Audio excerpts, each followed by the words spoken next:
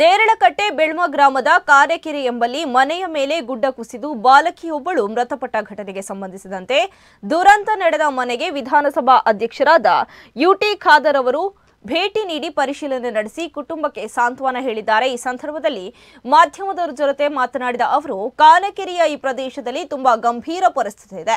ಮಳೆಗಾಲ ಮುಗಿಯುವ ತನಕ ತಾತ್ಕಾಲಿಕವಾಗಿ ಇನ್ನಷ್ಟು ಗುಡ್ಡ ಕುಸಿಯದಂತೆ ಸಂರಕ್ಷಣಾ ಕ್ರಮಗಳನ್ನು ತೆಗೆದುಕೊಳ್ಳಲು ಅಧಿಕಾರಿಗಳಿಗೆ ಸೂಚಿಸಿದ್ದೇನೆ।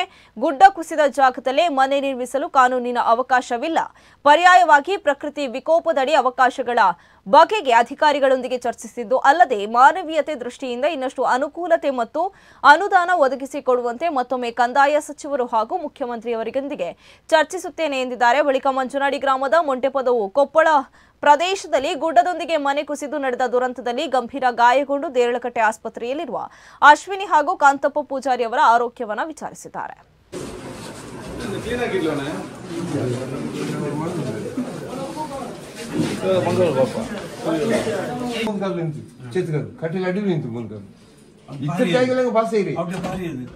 ಅಡ್ಡಿಲ್ಲ ಬಂದ್ರೆ ಇಂಜ ಬಂದ್ರೆ ಜನಶೀಲ ಬಂದ್ರೆ ಅಲ್ಲಿ ಅಂಜ ಬಂದ್ರೆ ಇಂಜ ಬಂದ್ರೆ ಒಟ್ಟಿ ಕಿರೋ ಒಂದು ಮೊದಲು ಒಟ್ಟಿ ಬಲ್ಚ ಬಂದ್ರೆ ಪಾಂಡಿಚೇರಿ ಬಂದ್ರೆ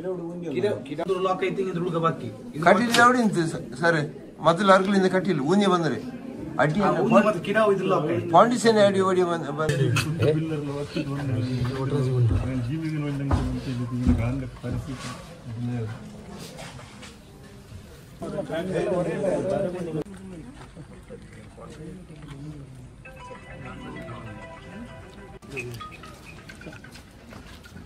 ಹಜ್ಜೆ ಅಂತ ನಾನು ಇದ್ದಂಥ ಸಂದರ್ಭದಲ್ಲಿ ನಮ್ಮ ಕ್ಷೇತ್ರದ ವಿವಿಧ ಕಡೆ ಪ್ರಕೃತಿ ವಿಕೋಪದಿಂದ ಬಹಳಷ್ಟು ಹಾನಿಯಾಗಿತ್ತು।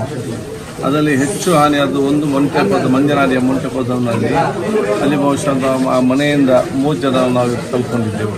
ಅವರ ಅಂತ್ಯ ಸಂಸ್ಕಾರದ ಕಾರ್ಯಕ್ಕೆ ಇವತ್ತು ಶ್ರದ್ಧಾಂಜಲಿಯ ಆ ಪೂಜೆ ಕಾರ್ಯಕ್ರಮದ ಭಾಗವಹಿಸಿಕೊಂಡು ಆ ಕುಟುಂಬ ಜೊತೆ ಚರ್ಚೆ ಮಾಡಿ ಇದೀಗ ಕಾರೆಕೆರೆಯಲ್ಲಿ ಕೂಡ ಇವತ್ತೊಂದು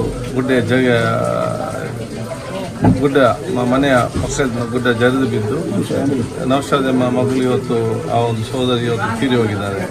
ಅವರ ಕುಟುಂಬಕ್ಕೆ ಇವತ್ತು ಭೇಟಿ ಕೊಟ್ಟು ಅವರ ಸ್ವಾತಂತ್ರ್ಯದಲ್ಲಿ ಅದರ ಜೊತೆಯಲ್ಲಿ ಇದು ಈ ಪರಿಸ್ಥಿತಿ ಇವತ್ತು ಅದನ್ನು ಅವಲೋಕಿಸಿದ್ದೇನೆ।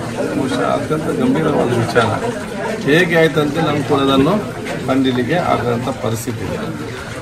ಮಳೆಗಾಲ ಮುಗಿಯುವ ತನಕ ಇದನ್ನು ಏನು ಕೂಡ ಮಾಡಲಿಕ್ಕೆ ಆಗೋದಿಲ್ಲ। ಅದಕ್ಕೆ PDO ಮತ್ತು ES ಹೇಳಿದೆ, ನಮ್ಮ ಪಂಚಾಯತ್ ಸದಸ್ಯರಿದ್ದಾರೆ, ತಾತ್ಕಾಲಿಕವಾಗಿ ಇದ್ದಂಥ ಕೂಡ ಇನ್ನೂ ಕೂಡ ಜಾಸ್ತಿ ಬೇರೆ ರೀತಿಯಲ್ಲಿ ಅದನ್ನು ಇವತ್ತು ಮಾಡಲು